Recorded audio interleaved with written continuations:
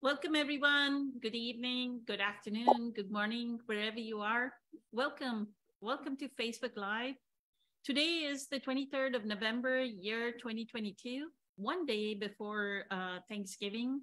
And we are so honored that our panel members actually made it, even though it was just one day before Thanksgiving. So extremely, eternally grateful that April is here, Patricia is here, Francesca is here, and I'm sure others, and Sri Lakshmi is joined to listen in, and so grateful. Thank you so much for joining. And April, let me introduce everyone. April is a psychic, and she has quite a few modalities of healing under her. She has been on the panel as a panel member for quite a long time. Then we have Patricia, who is part of our core group of meditators. Good evening, Patricia. And then we have Francesca, who recently has joined the panel and has been consistently been here with us. So let me start off with a question from your favorite person, Summer, April.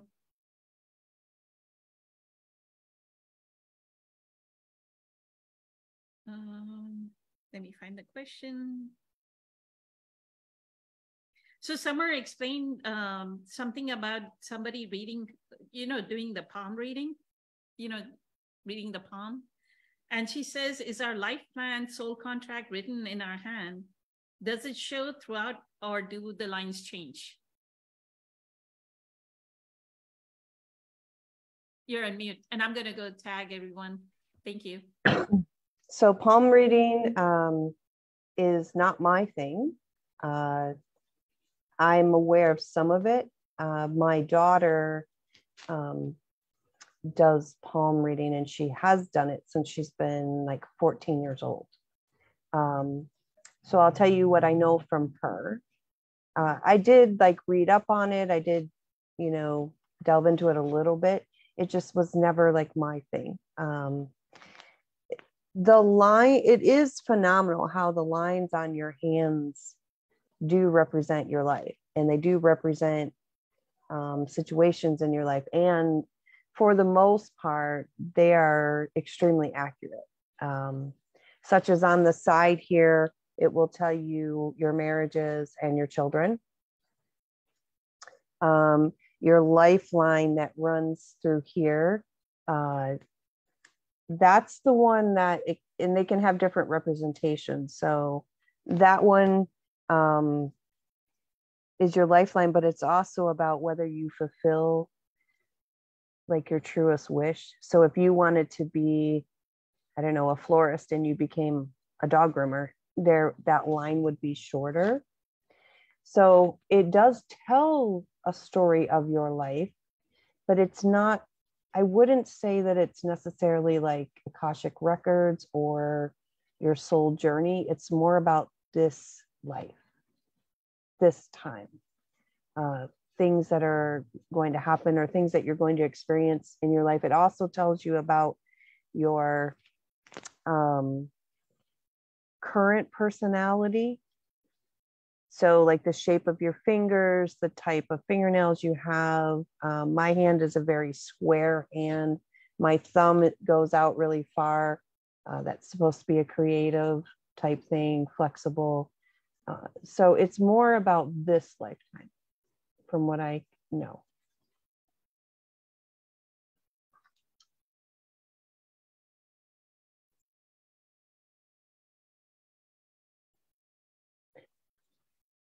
But her question was, do the lines change? And I feel they change, because as we change our soul plan, and I've noticed like my palm being scratchy, and I look and the new line is being formed, right? Mm-hmm. Even till today, like I see new lines being formed. So it's not like a palm stays static.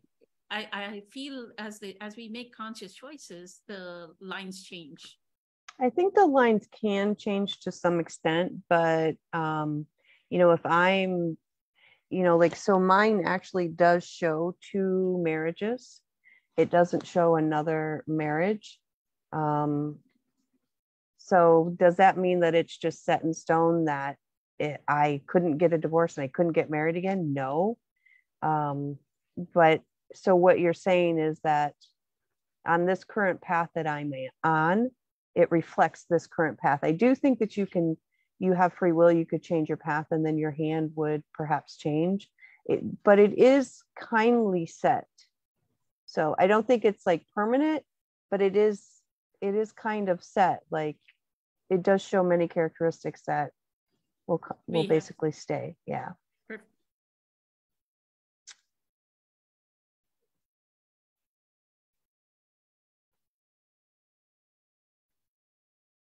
Another person asked, sometimes I get confused where to draw the line on when I should trust my opinions, perceptions as truthful reality, or when to realize I'm identifying with my ego.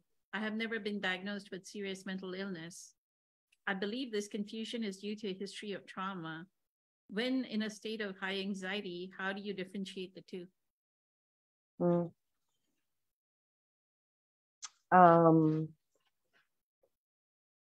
So I think that they're right. When we have trauma, and this, again, my group that I started, I initially called it Theme for the Day. And I really sometimes think I should have left it that title, because this is a topic that I have talked about all week. Literally all week. When we have traumas in our lives, and we have events, we have our upbringing, we have the culture we were raised in, it sets our perception. Our perception is how we see the world. So it's like these glasses. This is how I see the world. That's your perception. If I take the glasses off, I now have a new perception, right? Those events in your life are the glasses that you see the world through. So when you have an event that's causing anxiety, stress, or anything else, you could be seeing it through the lens of your past. You could be doing that. The way to know if you're doing that is to go inside. It's to go inside and to listen to yourself inside and to feel, am I just reacting? Have that conversation with yourself. What am I feeling? Am I just reacting? And take that space. So what I will do is I will give myself that space before I react. I will wait. I will make myself think. I will get in touch with that feeling. The inner feeling inside, we always have an inner feeling inside, and that one usually is right. Even if, say, we're acting all kinds of crazy, you still have this feeling inside that's saying, you're kind of being crazy, you shouldn't do that. Because you have to get in touch with that inner space with you, your higher self, which is inside. So where to draw the line? I get confused where to draw the line.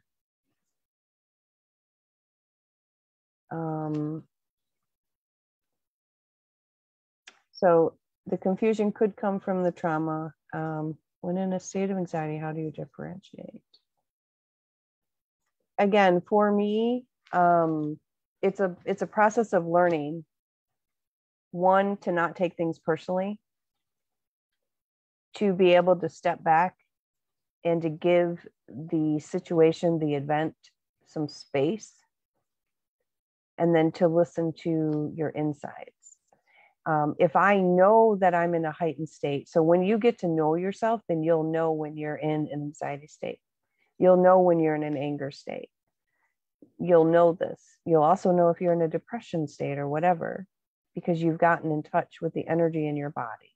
All these emotions that I'm labeling are all energy states within the body. And they all have a different frequency, right? Anxiety is kind of a wiry energy. Anxiety is, anger is like an intense energy, but it's heavier, it's thicker.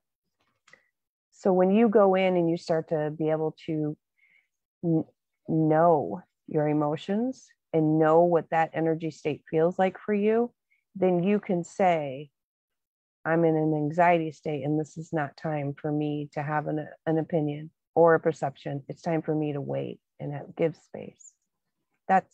how you know the difference. If you give yourself that space, the energy can subside, and then you can say, okay, how should I react? Should I react? That's what I do anyways. Beautiful. Incredible, April. And even I was thinking the same thing. When you're in a state of anxiety, don't make any interpretations, right? That is not the right time to make any interpretations or to look at reality for what it is and say, am I looking at reality or is it something that I'm misinterpreting? Yeah. And if you have things that are not healed, when you have a trauma that's similar, it takes you back to that 7-year-old, that 20-year-old, so you are now seeing it through that painful lens. So you can't respond in the right way. Perfect. Thank you. Like you talked about the glasses, looking through the glasses, right? Mm-hmm. You have a distorted sense of interpretation of what the reality is. So the response would be like to get into a state of stillness and then look at the reality again. One of the things that I love about what Eckhart says is look at the facts of the situation. Don't add any drama. And we talked about it last week or the week before. Don't add any cayenne pepper and spices to what the facts of the situation is. It's like if your partner left you, then that is the fact of the situation, that your partner left you. Don't add, oh, he didn't take out the trash, he didn't take care of the baby, he didn't do this, he didn't clean the kitchen, he didn't never cook for me, he never bought flowers. All that is cayenne pepper and anxiety and trauma adding to the situation, right? The fact of the situation is that that person left. So you have to give the space. And I always liked Eckhart's comment, and I incorporate that into my life. The bigger the emotional response, the more I've taken it personal. And that is my cue that I need to stop. And if I have to wait a day, if I have to wait 2 days, if I have to wait a week, whatever, I have to wait. Because right now, that emotion, that energy, I'm overtaken. Mm-hmm. I can't. Yeah. Mm-hmm. Beautiful. Thank you. Thank you. Thank you. Thank you. Grateful for that advice. Patricia, did you want to talk about both those topics? One was the palm reading and the second one was this. Thank you. Thank you. Yes, and happy giving of thanks. Because not everybody, I guess, celebrate Thanksgiving on the United States. But giving of thanks. And actually, Caesar posted something on his Facebook too about gratitude, and that tomorrow is just a reminder, but it's really every day. Caesar is always about gratitude. He always brings that to our talk. So it was a perfect timing, to add that to everybody's, awareness. Like, start every day with gratitude. As far as the palm, it's fascinating. I know when I was younger, I just looked as a play, but I really never thought that it's actually that serious. So I'm glad that Summer brought it up, and thank you, April, for answer. But I still, I never really, after that, when I was like a teenager, after that, I never really looked at the hands too much and trying to see if the lines change. So, that part, never looked into it too much. So I'm sorry, I don't have too much of an insight. For me, it was always like a little bit of a playful thing, not too serious. As far as the other topic about how to differentiate between what's the true insight, and what's the ego. I actually just rewatched Eckhart talk, and one of the questionnaire asked exactly the same question. How do we know that what our mind is thinking? How to know to listen to what thought? And he obviously always, it's about present moment. So be in the present moment, but then the thought, he compared to eating a food, any kind of food. So it's like eating a bad food. If it doesn't feel right, you know, that's not good. So he compared with thoughts. If there is a thought that appears in your consciousness and it doesn't make you feel good, then it's ego. And I try to practice this today because it was actually a good day for me, because I got my migraine. So I used to suffer from very bad migraines after practicing medical medium protocols. They still appear, but they're not as severe. But for some reason, today it was a little more intense than the last couple of ones. So I was at work, and then I was just trying to not interpret this as anything else. All right, it's just a body sensation. I'm not it. It's just a migraine. It's uncomfortable, but you know, I'm familiar. I know what's going to happen. And then I was sitting and still at my computer doing some stuff at the limited capacity. But then I was observing the entire room, and I did notice that my ego mind was trying to make me into victim mode. And I was judging everybody. It's like, oh, they don't paying attention to me, or they're being stupid. I mean, even that harsh comments in my head when they were making like silly comments about stuff that didn't matter. It's like, why would they even talk about this? I'm like, where's this coming from? Like, my migraine put me into low energy. And then that low energy started to just, through that glasses, right, seeing everything negative. So it took me a presence power to just sit there and observe, and it didn't feel good. So I knew it was my ego, but I still had to sit with it. And then finally, one of my colleagues said, Patricia, why don't you just go home? We're leaving at 2 and it's 1:30. Just leave, because I see you that you're just like not yourself. And you know what? I just said, you know what? You're right.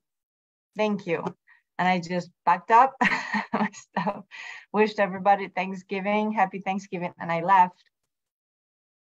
And in the car on my way home, I was just, let's just drive home. I'm gonna be grateful that it's easy drive pretty much. I'll just lie down maybe for a nap. It will help me.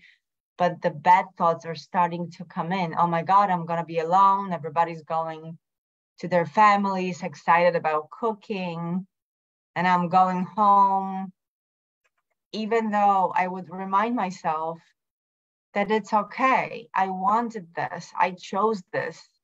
This is what my reality is right now, and this is perfect. But that ego mind was relentless, and so it took me more energy to just stay in the present moment, because, but I did it. So I got home, had something to eat, and just took a nap. So, and I think that thoughts of Thanksgiving, being alone and somehow judging myself that I was not able to create. Sorry, see, it's happening. That's my ego. Hello, bringing something up. That I was not able to create meaningful relationships that people would want to be with me, or I want to be with people on that family, I'm sorry. So that's my ego, and it's coming out. So that's going to be, and I promised myself that tomorrow, from the time I wake up, I'll be just grateful for every single thing.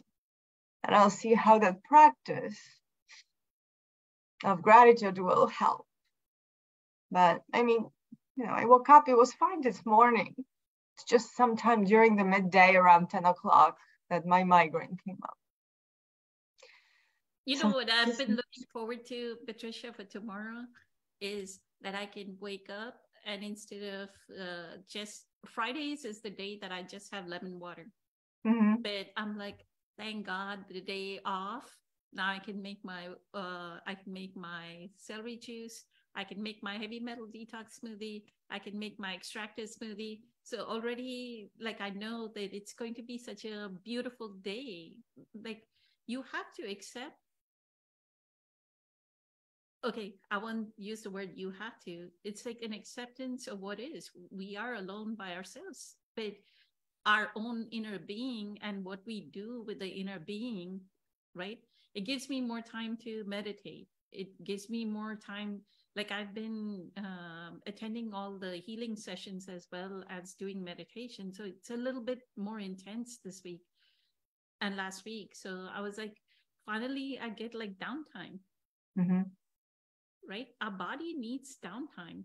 So no, I was very excited when my daughter called me a week ago and said that her boyfriend's parents are inviting me for the Thanksgiving that is like 2 hours away, and she went today, and I was so happy, and I said thank them very much, but you know what, I only have one day. I have to go to work on Friday. I'm just gonna rest. I'm gonna do my stuff. I was very happy about this, and she accepted it because she didn't want me to be alone. But then she heard me being so joyful and accepting about the fact this is what. But then a week later, when it's actually coming, my body's reacting to it, and I didn't know where it came from. The last couple of days were very nice at work and whatever. I was just had good days, and it hit me today. But I don't know if my physical condition of migraine, which was just migraine, it is something that happened, something triggered it emotionally or just physically. And then because I was in lower energy because of the migraine, my body, stuff, then all the old ego thoughts, the victim, the stuff would just come to the play, and then I would just go with it because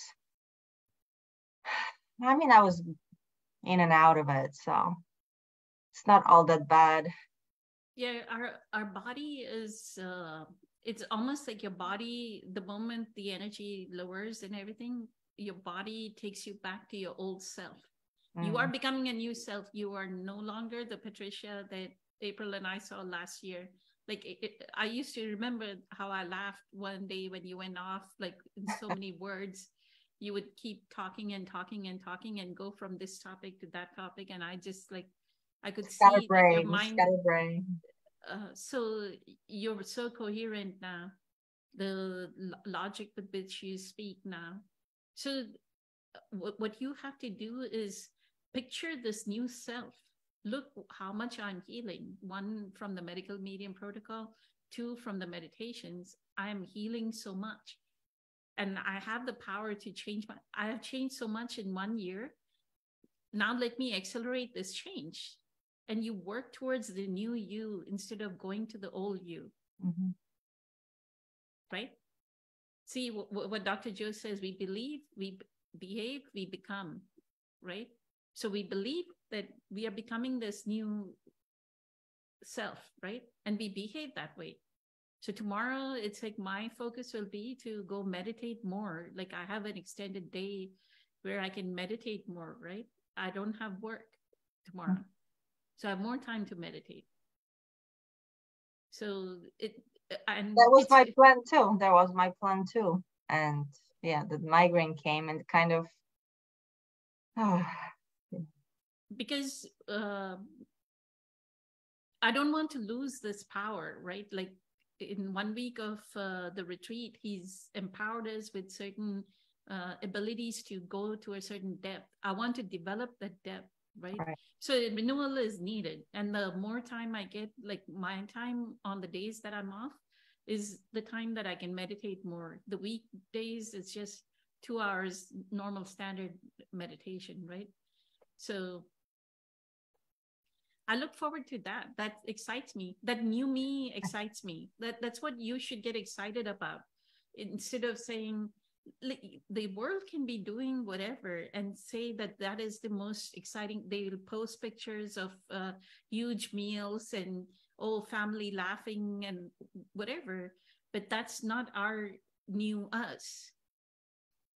The new me is the new more heal me. The new me is the new more somebody that can heal another person. Right? The new me is the one that can have that power. And unless I focus and develop that power, it's not going to happen. Right? Who cares about a big spread of Thanksgiving meal and 50 people? And what are they going to do? Just gossip about, this person slept with this person and that person ran away with this person and that person. That's true. There's a lot of ego interactions during those Thanksgiving, and many times they're not what we have an image of. They're just stressful. Exactly. So you're looking at an image of a very happy family life, and it's just imagination, and you're comparing it, and the reality is not so. But this image, that's what you're lacking. Yes, from lack and But this could be a person that, they're talking about this person sleeping with the other person and this person having an extramarital affair with the other person. Why? Yeah, I definitely don't miss that. Why do we need all that drama? When I can have a peaceful day where I can get up, listen to a spiritual talk, I can listen to Dr. Joe, or I can listen to Eckhart. Exactly. I can make my lemon water. I can make my celery juice. I can make my heavy metal detox smoothie. I can do my meditation. I can do my extractor smoothie. I can do more meditation. I can join a healing session. So Poonam, in that moment when we have that, this is the question, when we have the thought, so when it's not making me feel good, what do I actually do to change it? Just sit there and kind of deal with it, or is there a way to? I just go into meditation is awareness, that developing that spiritual power of awareness. Is it right? What are you wanting to change? The thought? No, because especially if I'm home, I can go and maybe sit and meditate, but if I'm at work, I can't go to your car and sit for 20 minutes in your car with a headset. That's why I'm saying, buy this noise canceling. I used to go downstairs and there was a lobby area in the downstairs, right?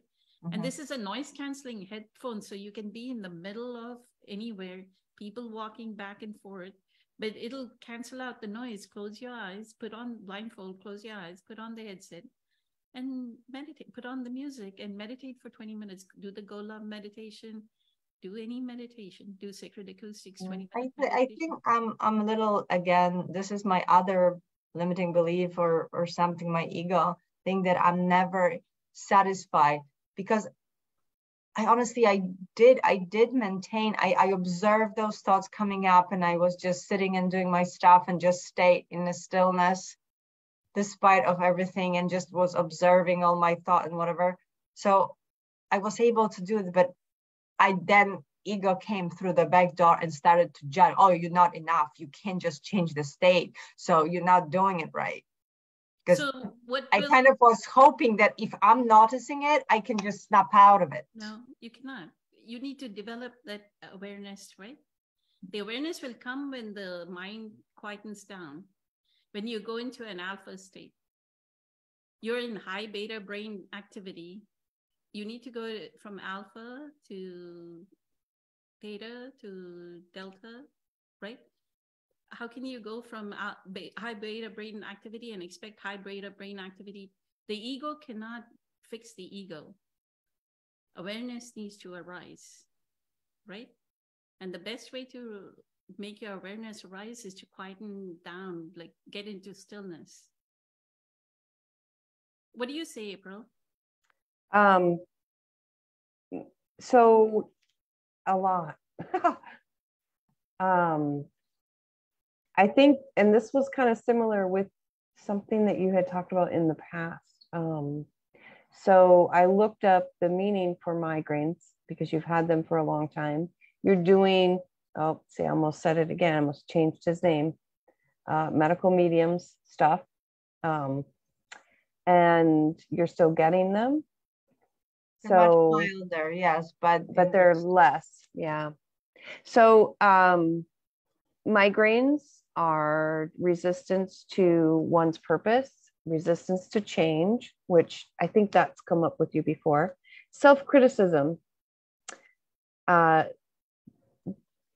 of self-love, strong anger towards another. But then it's also about your energy being blocked. And then it can also be overactivity in your third eye and your crown chakra. But I also think that what you said is true. So when we have physical issues, it does bring the energy in the body down. When you have negative thoughts, it brings the body down. So they're vice versa, and they play on each other. The trick that I use to stop that process with my own self was, it's an NLP tactic. It's also a CBT and a DBT. So it's neuralistic programming, cognitive behavioral therapy, didactic behavioral therapy that I used on myself. And what I did was literally the very second that those thoughts came up, I stopped them. And then 2 seconds later, the thought came up, I stopped them. 2 seconds later, it came up, and I'm like, oh my God, do you have a good stop? Stop. You would just stop. Say stop, like stop. Mentally just stop. Stop. I'd be sitting at the traffic, like, why are there so many lights? Why are there so many people? Why is that car rusted? Why can't you go? Why don't you know how to go? Why are you looking around so much? It just looks straight. You just need to look at, and I'm like, what are you doing? What are you doing? I had nothing nice to say. I had nothing nice to think. And I started noticing every single thought. And I mean, every single thought that I was having. And if it was negative, stop. And I just would stop it. You can replace it, but you don't have to replace it. You can just stop it. What that actually does is rewires the brain to quit doing that. So then it was like about 3 months later, and I stopped one day and I was like, I'm not having that stream of negative thoughts. Where'd it go? I rewired my brain. My brain doesn't have those negative thoughts anymore. I don't have those. Yeah, you heard about neuroplasticity of the brain, yes. So you need to pay attention to your thoughts and you need to stop them. Just literally stop them. You don't have to tell yourself anything. You don't have to think anything else. And then what I would have done, so if you're at work and you can't take a break, I would have got my phone. I would have got some earphones. I would have put one earphone in, left the other one out, and I would on YouTube and I would have typed in migraine frequency, DNA healing frequency, coherence frequency. And I would have listened to that. And in about 10, 15 minutes, it will subside. You can put in depression frequency, anxiety frequency, hair hurts frequency, toe hurts frequency, doesn't matter. That's what I would have done. Go for a tool from something, the frequency from the exterior, then your brain will synchronize with it, right? And just takes about 10 minutes, I find, 10, 15 minutes of listening to a frequency, which is the same thing Poonam's saying is you need to be in coherence. It's the same kind of thing. If you don't have the actual time to go and leave and meditate, I do it when I'm at work. I'll put it in on my phone. I'll type in, if I need to think, I'll put in cognitive frequency. If I need to be motivated, I'll put motivation or procrastination frequency. 10, 15 minutes. Next thing you know, I'm the fastest typer there is. So my question is though, if you put migraine frequency, will it take you away from migraines, or will it make you more migraine? No, they're made, most of them are set to a certain hertz, like 532. Sometimes I will Google for a different specific hertz, because most of them are set to the same hertz, but it's frequency, it changes your frequency inside your body. Mm-hmm. So you're listening to it, and that is going in, and it changes the cells in the body, which then changes how you feel, the symptoms, your emotions. That's what I would do if you were at work and you can't step away. So I used to do it in my room with clients, and I'd have it on real low, and they wouldn't know. But then, if I had somebody who was really anxious, and then they would just be like, "Oh." So that's really helpful. So there's no reason in that moment to actually try to figure out what's the limiting belief that's causing all those thoughts to come up. Because just like the previous statement, you're in that state. That's not time to analyze in that state, because you have this perception, I'm alone, I'm bad, I can't make friends. You're not, you've got some dark glasses on. You need a new pair. It's not time to analyze. You let that emotion subside, then the rational brain can come back. Then you can have your time for analyzing. Words came. Thank you. Yes, that makes sense. Thank you. Grateful, April. Louise L. Hayes says migraines, headaches are dislike of being driven, resisting the flow of life, and sexual fears.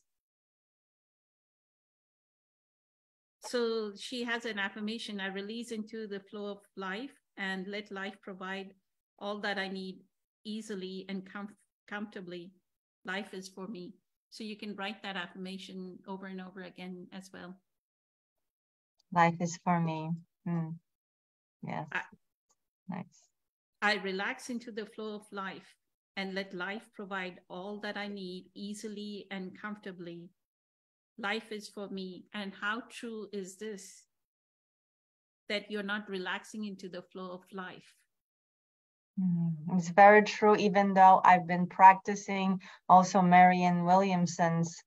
I heard one of her talk when she was talking about the future, and about that whole statement, I place my future in the hands of God. It was the whole talk about this. And I've been practicing this, but I think there's still something very deep inside me that's resisting this.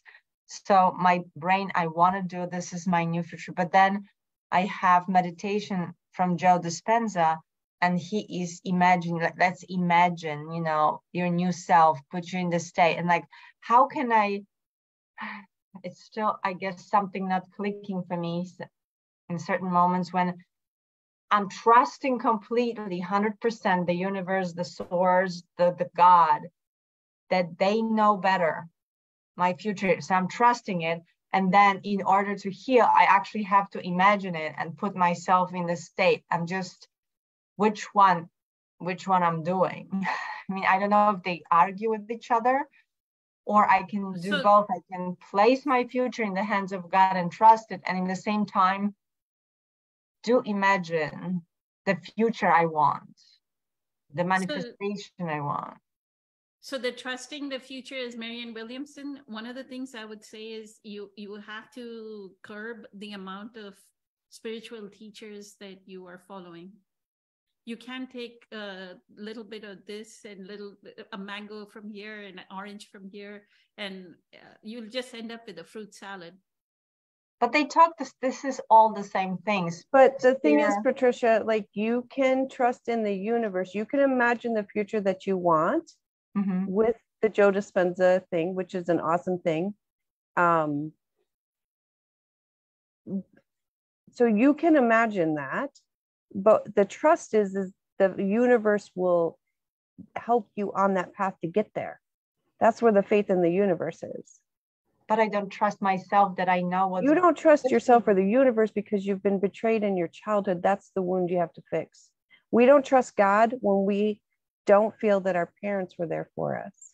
or anybody else was there for us. So we have a distrust because our parents become godlike. And when they're not there for us, if they can't love us, then how can God love us? So that's where you're asking, like, what's the core wound? Should I analyze? That's your core wound. Okay. But you create the person you would like to be, and then the universe supports you in becoming that person. Poonam gets to go to Joe Dispenza. That's the universe supporting her. That manifested for her. So yes, you do both. No. Thank you. And it's not so much as you do it. The awareness, the more you go into, the answer is the same. The more you go into stillness, the awareness in you will, when Marianne Williamson is saying, trust the universe, it's not somebody from the outside helping you. I hope you understand that. That is the divinity within you is what is going to create your future. Mm-hmm. That's where the similarity exists. When Marianne Williamson says, trust the universe, that universe is not some God up there. That's the wrong picture that we have, that there's a God outside or there's somebody outside that, isn't that right, April? That there's somebody outside. The universe is not somebody outside, Patricia. It is within you. Well, that's the next level of spiritual learning. It's the next level. It's understanding that because there was one cell, there was one entity, one source, that source split. Therefore, you are that source. It's split, and each one of them is one's you, one's me, one's the neighbor, one's. So therefore, there is no God above because it's all us. It's in us. We are it. But that's a next level spiritual. It's a hard concept to grasp because we're taught so much that God is outside of us. We got to go to church to get him. We got to go do this to get him. But if you really look at how everything was one and we are all fragments of that one, we're all like a piece, then God is inside of you, is what Poonam's saying. Your higher self, God is inside of you. It's not something out there I got to go connect with. Exactly. And when I was criticizing, I mean, in my head, the thoughts of criticism and judgment were coming up today. When I was sitting in it, I realized that it's not about them, it's about me, that I'm still not accepting of me, in that state, on that level that I was, because there are moments when I'm really enjoying my new self, really playful and enthusiastic, but that moment was not it. So, I'll send you this from Louise L. Hay as well. The affirmations. I have her book actually. Then why don't you look up at the back, there's a table, look up migraines, look up the affirmation and write the affirmation over and over again, like in beautiful calligraphy, and send it to me in email. Like take a picture of it and send it to me. Show me that you're doing the work. Because it all goes back to developing that stillness, Patricia. It all goes back to developing that presence power. So how much ever we say you need to do 2 hours of meditation, sleep for 6 hours, or 8 hours of sleep. 8 hours of sleep implies that you are back with source. Does that make sense? 6 hours of sleep and 2 hours of meditation, 2 hours of meditation, you're still with source, right? Then that gives us that steadiness to know that I trust the universe, that whatever is going to happen in the future is going to happen the way it needs to happen, right? Make sense? Whether you get a job, whether you suddenly win the lottery and then now you're having like food trucks that are selling medical medium stuff, or supermarkets that are selling just medical medium stuff, whatever you do with the lottery ticket, right? That future you can only manifest when you get to the vibrational frequency of that manifestation, but you have to raise it, right? Through discipline, right? Through and practice. Unless we put the practice in, unless we do the work of, like Dr. Joe actually says, wake up at 4, do 2 hours of meditation until 6 a.m., do 2 hours of meditation in the morning, right? Because we are in that kind of half sleepy state at 4 a.m., we are still in that delta theta frequency. So the effect of the meditation, and our brain has not taken over. The high beta brain activity has not taken over. So he says, so what I do is I do it at night. Yesterday, I was like, we had cooked something, cleaning the kitchen, was 8 p.m. I had gone for a walking meditation. I had gone to a healing session, a lot of activity. And I was almost tired by 8 p.m.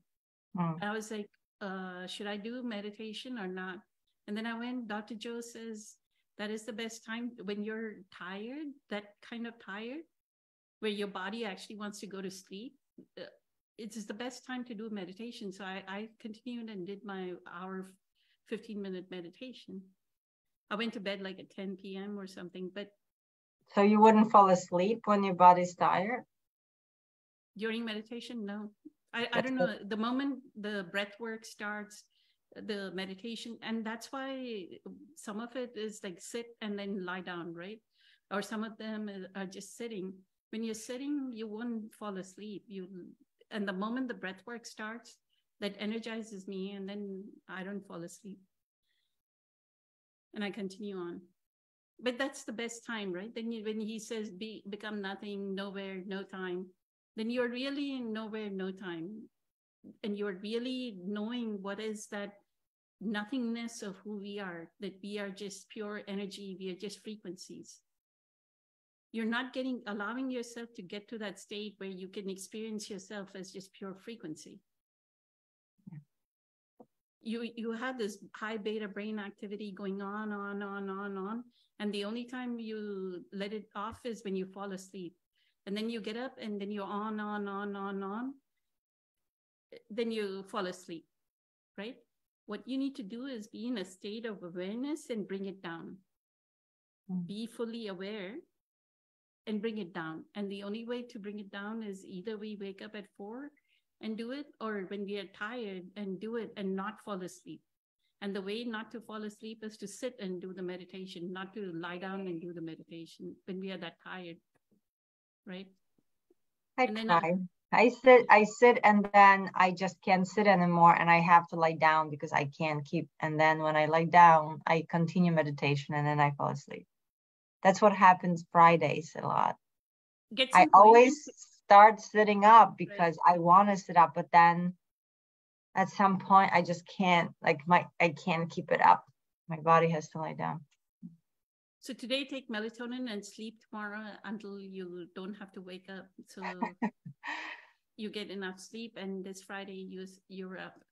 And look for coherence healing so that you can kind of heal this tiredness, because it's unusual, right? Because even I sleep the same amount of time that you do. And I wake up at 4.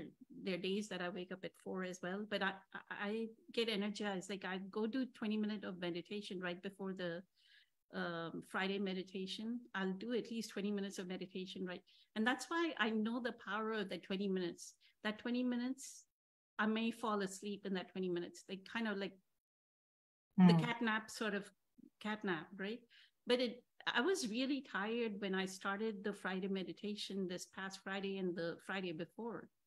But the moment the music starts and then the breath work starts, right?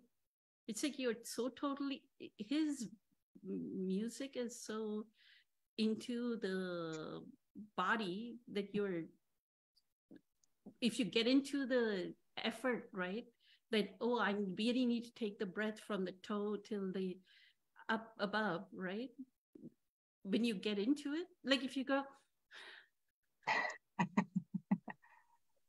you're not going to get the effect of what the breath work is, right? You really need to focus, like, okay, take your pineal gland and actually focus into the earth and then pull, right? I like his stuff, yes, but and like he's very electric, I like, and I do it in the morning because I did it once at night and kept me, I couldn't sleep. It kept me up. So it does give me energy. So it works, I must say. So I recommend it to everyone. It's just some, like during the work, obviously I can during the work when I'm on the phone with the customers and stuff. And then many times when I come home on the drive, which is like sometimes 40, 50-minute drive through highways, I honestly have to drink. I always have something to drink, and I'm drinking or eating apple because I'm feeling like I'm falling asleep in the car. Like I'm honestly like have to shake myself and stop doing something in the car because, you know, the traffic is slow and it's just everything is so monotone, and I just want to pass out, but I can't. It's traffic. You need a 20-minute meditation at 2 p.m. or 3 p.m. in the afternoon. You need that meditation. I'll take a break. So that it energizes you, and then not a break and go into beta brain activity. Do a meditation for 20 minutes. So then you're ready, you'll feel energized, and give yourself enough sleep. Like that sleep is really, really important.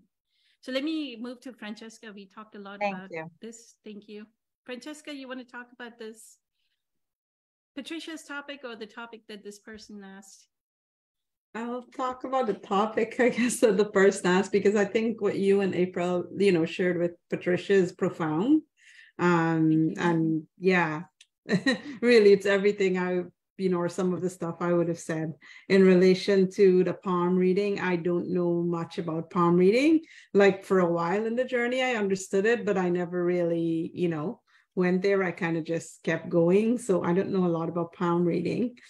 And I was looking at my hand when April was sharing. I was like, oh, the children line, the marriage line. And I was looking, and I'm like, oh, the lines change. So, I glanced a few times at my hands.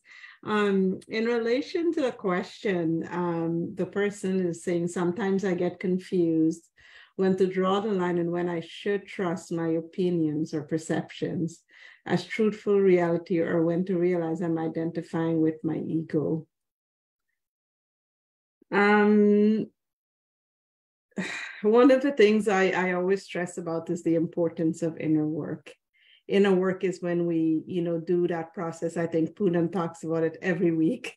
We do our meditations, and, during our meditation, we have the opportunity to self-realize, right?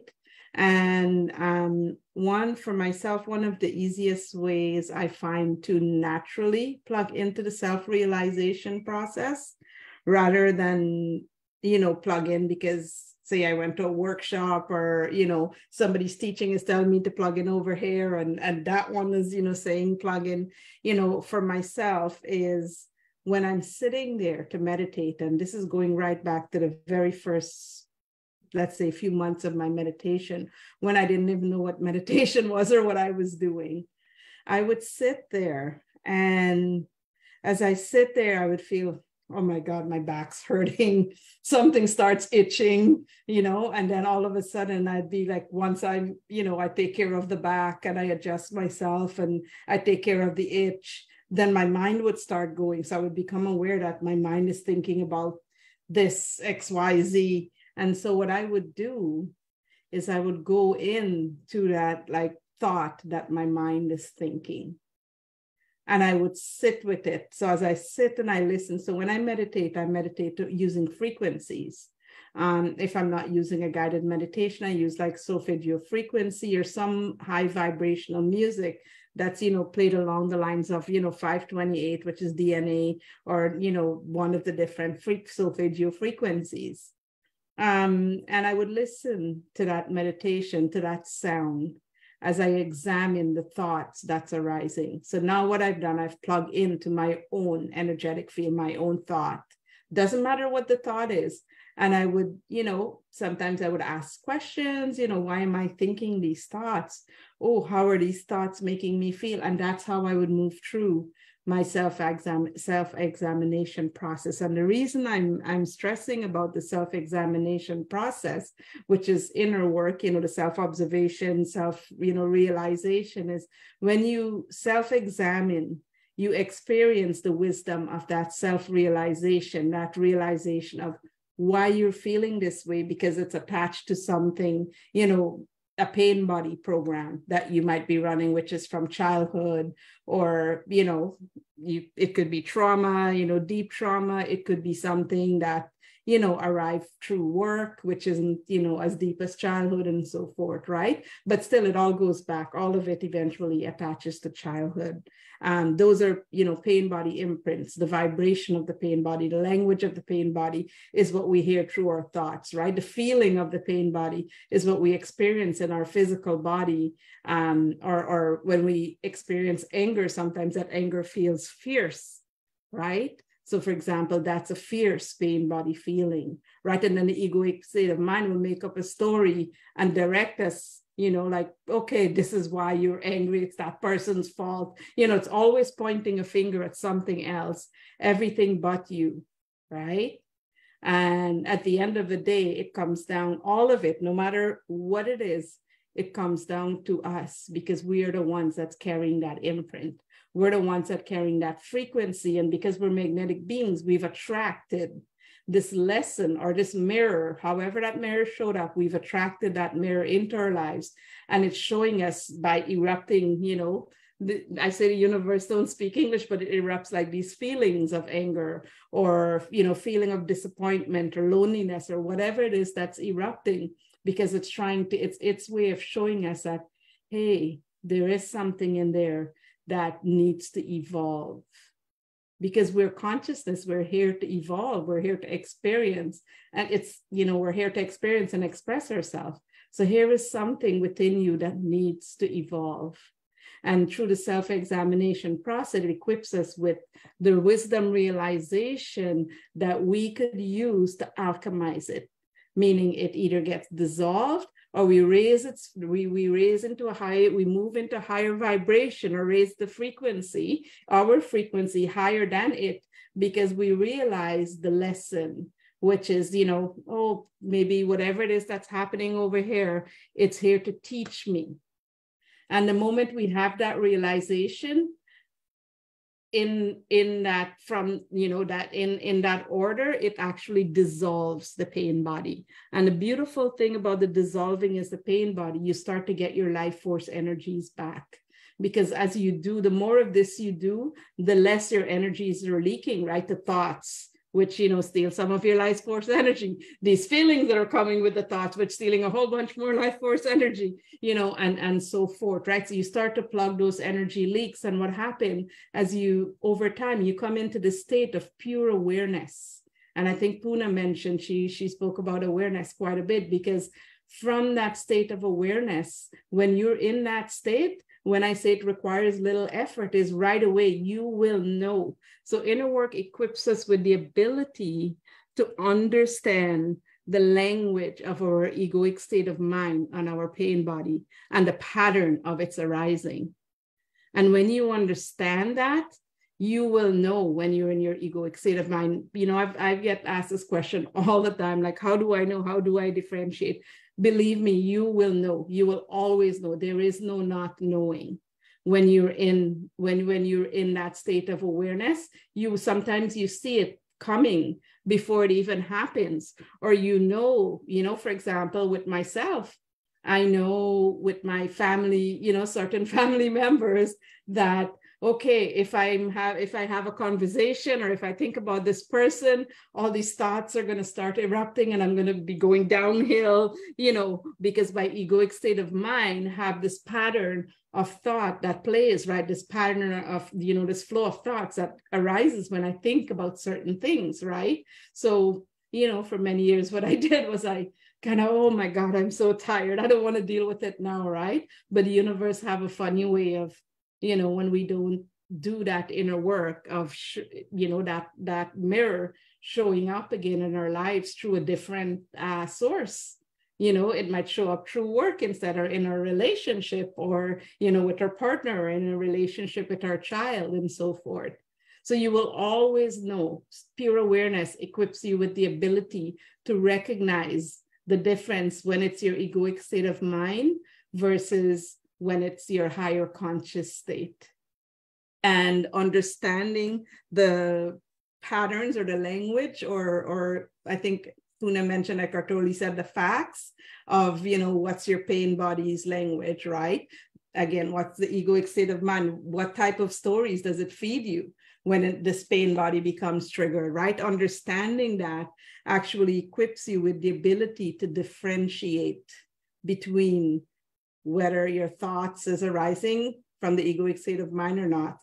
The other thing is, if you recognize that you're being triggered, so you're experiencing anxiety. I think April talked about feelings. Recognizing those feelings are very, very, very important. And the reason being is, if you're feeling anxious, it's not the time to analyze or to have any conversation with anybody. I call it, that's the time you walk away. You walk away, give yourself time, take that breather, that you need, or take a breath. And again, it takes a lot of training to get to the stage where you recognize, oh my goodness, I'm feeling anxiety. You take a breath and you ground yourself, and then recognize, and then think about what it is that's happening. Why are you being triggered, and so forth. So use it as an opportunity to self-examine rather than analyze the situation. Because the moment you analyze the situation, not only are you analyzing it with the wrong mind because you're triggered, what you're doing is basically feeding that stream of thought that the egoic state of mind creates to say, the noise that the ego mind creates to tell you what's happening. And so what you're doing is you're strengthening the egoic state of mind rather than, coming into present and trying to understand, what is it that's happening here within me, and being fully present with it. And then, once you're calm, or if you feel you need to act, directions or instructions, right? You will receive, your guidance, your next step, or what it is that you need to do. You will know. That's probably it in a nutshell, I think. I'm just going to read the question to make sure I answered all parts of it. So I'm identifying with, okay, I've never been diagnosed with serious mental illness. I believe this confusion is due to history of trauma when in a state of anxiety. Okay. Yeah, so the confusion about whether it's the egoic state of mind or pain body versus whether it's your higher conscious state, I don't think it's confusion per se. It's more like lack of awareness, and that's not necessarily trauma. That's just the way we were programmed. We were programmed to serve our own suffering by our very own minds.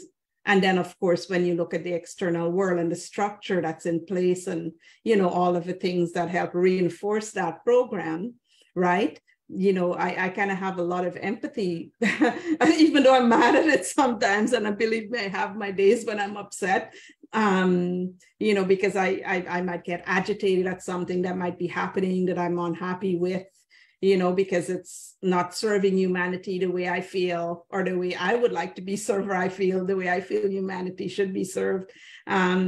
These are, patterns, again, that's reinforcing. These are structures that was created by other people's egoic state of mind too. It's not like the people who created the external structure are, sitting there and meditating and doing this inner work like we are, right? So, it's one of those things to keep in mind. Even I always say, what you listen to is what you become. So practicing mindfulness and being very, very mindful in relation to the content, that you listen to. the vibration of the content, whether it's music, whether even if you're watching, if you decide, oh my goodness, I'm going to watch a show on Netflix, are you going to pick the most violent show and, feed that pain body energy, or you're going to pick something that's inspirational, maybe on Gaia instead of Netflix, or maybe if you don't have access to Gaia, just something, inspirational on Netflix, right? And there is a lot of inspirational shows actually on just TV in general, because I know that because it played a significant role in me being crazy enough to think when I was younger that I was, I wanted to be Jesus because of, and I wanted to be a monk. Actually, my whole life I've wanted to be a monk, and that's because of shows like I don't know if they have them anymore, but it was called like Kung Fu the Legend, and there's a lot of inspirational content on there.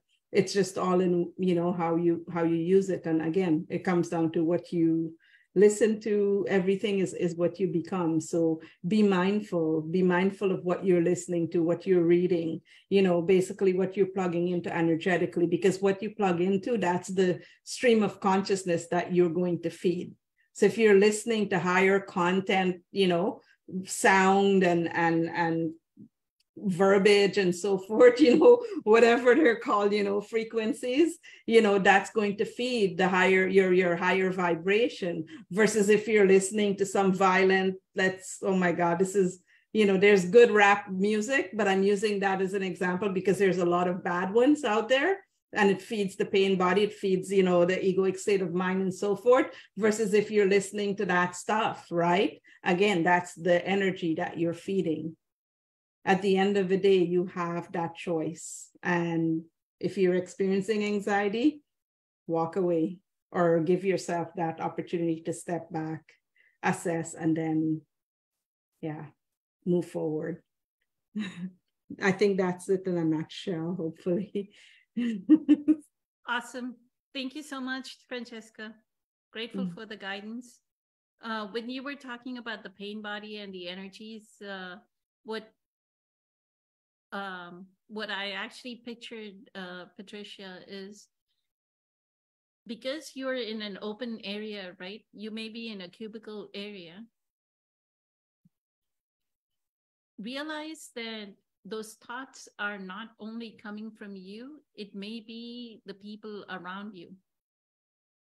The pain bodies, because Francesca reminded me about the pain, it could be all the pain bodies around you. Right? They may be holding that thought within them. So that's why I said getting yourself out, either going to a conference room. We've talked about this. Somebody else talked about it, right? Summer was saying during one of the group meditations that she would go lie down in a conference room.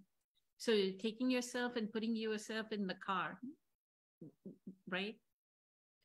Or putting yourself somewhere else. Or just walking up and down, go outside and walk up and down, just getting fresh air, right? Will clear off the energy. Yes, I do have conference room. I can do that. Yes, or go outside. Go outside or go sit in your car for 15, 20 minutes and put on some meditation music, or go for a short drive, right? But take yourself out of that environment, because you don't know what the energies are that are feeding, you're going into this thoughts creating emotion, emotion creating thought, thought creating emotion, emotion creating, and thought creating, thoughts creating thoughts, and thoughts creating thoughts, right?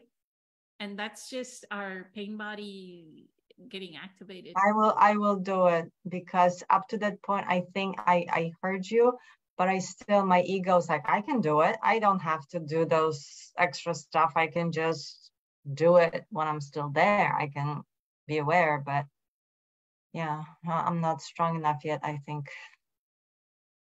And you'll know when you're strong enough, like when you have that awareness, like Francesca and April and I are saying, right? When you have that presence power, you will know what that presence power, because it is entirely different than the thought activity that we have.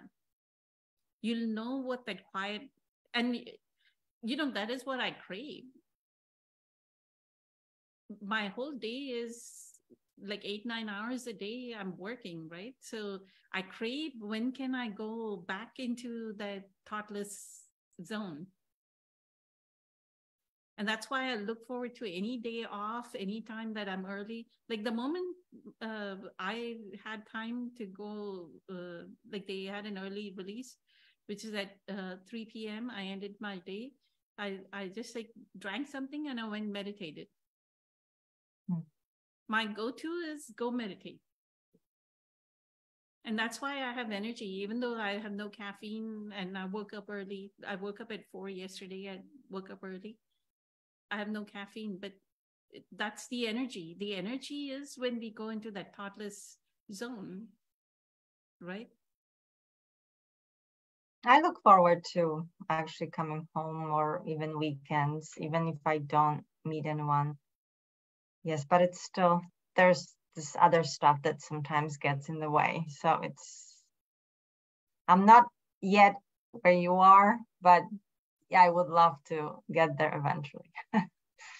What you want to welcome is my inner being. Is I am getting more into connection with who my inner being is.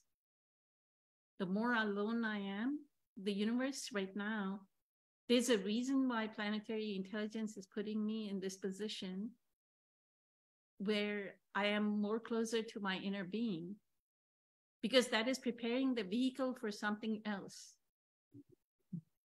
I actually have the question about that, and because sometimes I come home and I feel happy for no reason.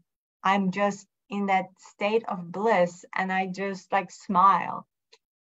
The other day I came home, it's like, I want to celebrate. I don't know what, but just so I played the celebration song, celebrate good times, come on. And I just played it when I came home. And then I get day like today. That's why I get, after those moments of bliss, when I get the taste how I want to be all the time, when that day of migraine, of some thoughts or whatever comes, I think it hits me double, because I judge myself. It's like, I thought I was over this. I was on the different level. So I think that's where also another lesson. Can I April, say something? Sorry. Go ahead, Francesca. Then I'll go to April. Yeah, when Patricia was sharing is in the earlier parts of my journey, one of the things I used to do, because I feel like you're an empath in like a huge way, meaning, like what Poonam said earlier, is some of those energies you're picking up, it's probably from other people, their thoughts, their feelings. And one of the things I used to do a lot of in the beginning of the journey, I still do it from time to time, is you use, but sometimes what I would do is like I would take Epsom salts, right? And I would put it like during the full moon, and I would pray, and I would put different things like sage and sweetgrass, and those are like indigenous, we call them indigenous medicine. And I would play high frequency music, and I would pray, and I would, ask the moon to cleanse and charge up that salt. And that's the salt I would bath with. So when I'm doing my actual bath, it's a cleansing ritual, because I'm asking it to release all the energies that's not mine, that doesn't serve my higher conscious experience and expression. Or sometimes I light sage. Most of the times I light sage because it's, the quicker way I can sage myself before I go out and after I come in, right? And I found that and I sage my space as well too. And I found that made a significant difference for me when I didn't have the ability yet to be able to tell whether it's my energy that's, that I'm carrying and these thoughts are mine, or whether I picked it up because I, went outside into a heavy environment and so forth. So I used to, rely a lot on the tools, like crystals and so forth.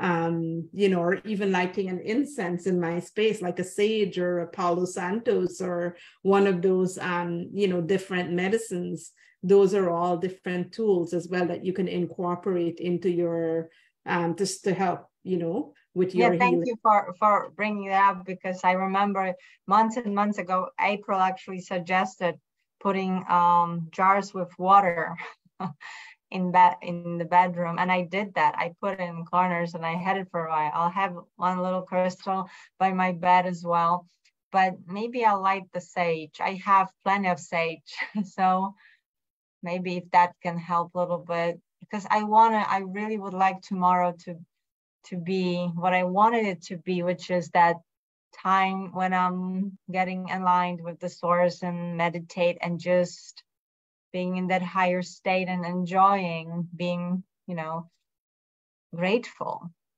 Yeah. Instead of that miserable part I was today for a while.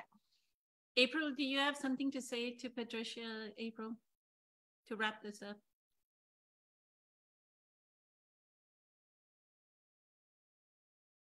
I really think that you know what to do and that you're on the right path. You had a hard day. That happens. We're human. Could have very well been you're picking up negative energies from others. We do that all the time. We don't know it. It comes through those layers of the, astral body. All of our layers, our energy bodies. But you know what to do. And I think that you just had a hard day. You'll take all these tips and you can apply them whatever way works for you. And this is another topic that, again, has appeared all week, which is what we started. No, you said it when you were talking. I thought maybe we talked about it before, but we didn't. You talked about it, Patricia, when you were speaking, is the top healing thing that I have found is gratitude. And I'm not saying this because tomorrow's Thanksgiving. It's gratitude. When you can change your thoughts to gratitude in some way. So, I have to be at work. So one of my things was, I always felt like, why am I going to this place for 8 hours a day, spending my time here to make somebody else money, to be away from my home, right? So this was again, negative thought. This was a constant, like, why am I doing this? And then I'm like, okay, April, you gotta stop. You gotta stop doing this. So what can I do? Well, I at least have a job. I have a job. I have an income. I have a car to drive to work. I have my own office. Not everybody gets their own office. I get to help people. Not everybody gets to help people.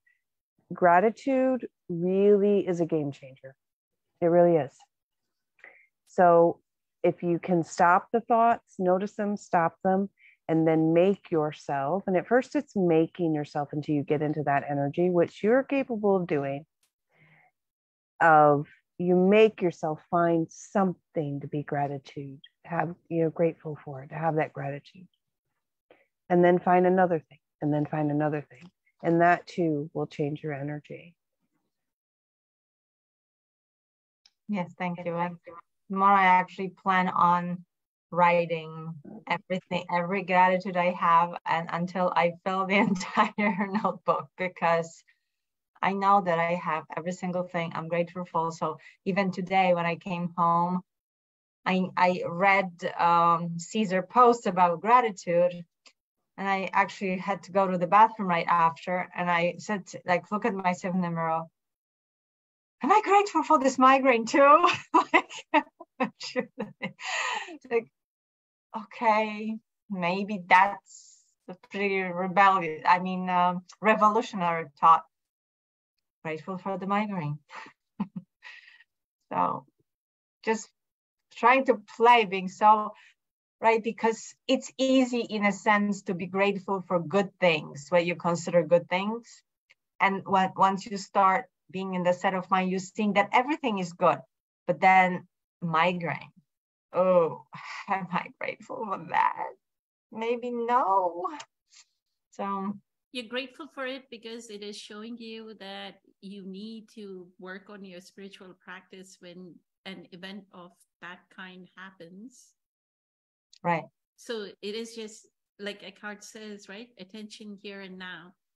Each of these emotions that are negative are just saying attention here and now. I don't have enough presence power.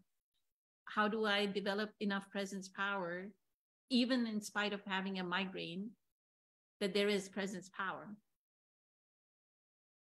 That I realize that I'm not my body.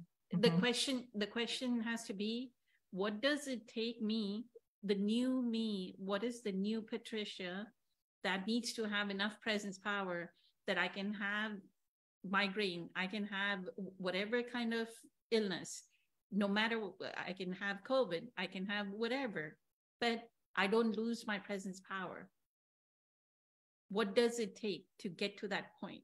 And that's going to be my tip number 12 for everyone, is that has been my question all this time. Like Eckhart talks about presence. Everybody seems to think that presence is, I'm in the present moment. This is presence. No, that is not presence. Presence is like when you get into a state of heart-brain coherence, there's like energy flows from the toe to the head to an intensity that we don't even know who we are. That is presence power. Now, how do I get to that presence power? So it's the experience, not a thought, not another thought. It's not even thought. It's not even, I'm in the present moment. I'm in the present moment. That's not presence. He's not saying I'm in the present moment is presence. He's not saying that is presence. The presence is when what Dr. Joe says is that brain-heart coherence. And that's why it is very hard to take Eckhart's teachings and know where to get to what he's talking about. Yeah. He talks about what do we need to do? But the how is only through, I've learned how by asking that question, how do I get to that presence? No matter COVID, no matter what is going on, that I can have that presence power.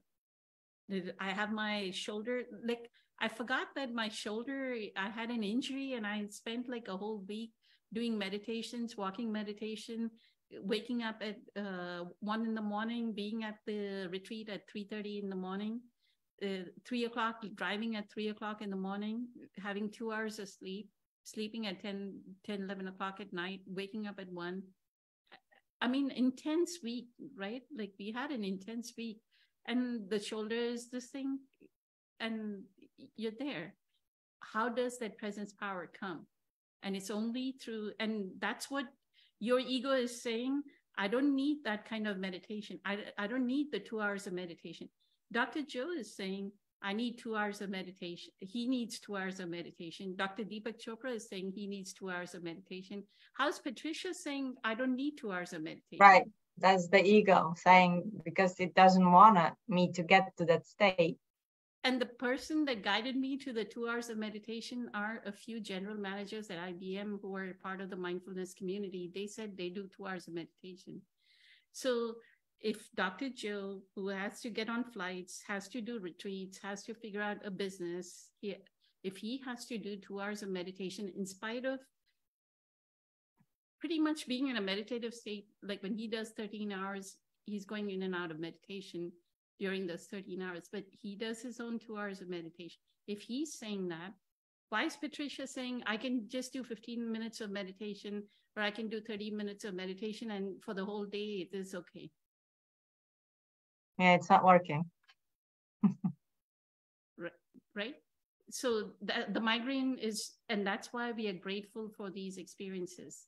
I'm grateful for the migraine for showing me that the 30 minutes or 40 minutes of meditation that I'm doing is not sufficient meditation. I just need to, and you will realize the first day that you do 2 hours of meditation, right? And what effect it has for your day, how peaceful your day is, that will be your example of truth. You do it for a week, that will be an example of truth, how well you are able to handle people, how well all these negative energies on you don't affect you, right? How well, when you're driving back from home from work, you're still awake. Like, even though I had 2 hours of sleep at 3 o'clock in the afternoon, morning, woke up at 3 o'clock in the morning, had 13-hour day, I was wide awake when I was driving back at 8 o'clock at night. It's not at 5 o'clock in the night. He leaves, makes us leave at 9 o'clock at night. Right? We are driving back home, making a commute of 25 miles. That's awake. incredible. That's incredible. He really, has a down path of the strategy, how to get you there. Right? So that's the thing, is the tips are given, Patricia. You have to take the tools. The tools have been given to you. Take the tools. Don't listen to Marianne Williamson and mix it with, and try not mixing things. Oh, this person is saying this, but this person, and they're clashing. Don't mix two things. And that's one of the things that I did, was I focused, and that was why I started this group. I was so protective of this group, just sticking with Eckhart's teachings in the beginning, because I wanted to focus on one teaching. You master one teaching completely, get to what that teaching is all about. Then you can go to Rupert Spira, then you can go to another person and know the truth, that this person is saying the same, but we've not mastered this teaching, right? And then they'll clash. And then you'll go, but Byron Katie says, oh, you just need to question your thoughts. I'm not questioning. Well, why couldn't I question my thoughts at that point? You could have sat and written questions. Is that true? Are you really? Around. Okay. Yeah, it was just another technique. But actually, I was for a while just Eckhart Tolle, just him, read 3 of his books and listened to his talks every day, doing stuff. So I was and that's how I found this group, because I was so into Eckhart Tolle that, that's all I was interested in. And then during his talk, he brought other names, and he brought Byron Katie. So I looked into it because I was interested. And I did some of her exercises of, turning around the stuff from my past, which helped a lot, I must say, with my dad, with my boss, with my how you really look at the situation and turn it around. It's really, so I started, on the right way. But something about Marianne Williamson was pointing me into it. I don't know. And I heard it and I resonate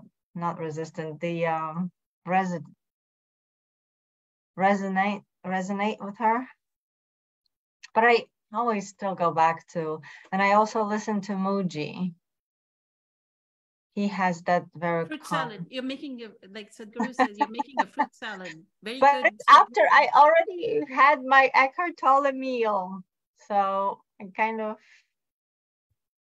I know what you're saying. Just stick with one thing. Don't complicate it. Got it? Okay. Since it's Thanksgiving and April already touched on being grateful, giving of thanks, as Patricia said, happy Thanksgiving. Eternally grateful to all of you for showing up one day before, and April has a lot of cooking to do. So I'm sure it's going to be like a long day for her. So eternally grateful, infinite gratitude. April and Francesca and Patricia, Sri Lakshmi is online with us, and Louise has been online with us. Summer has been online with us, and Christina has been online. So all of them have been responding. I think Michelle has been online.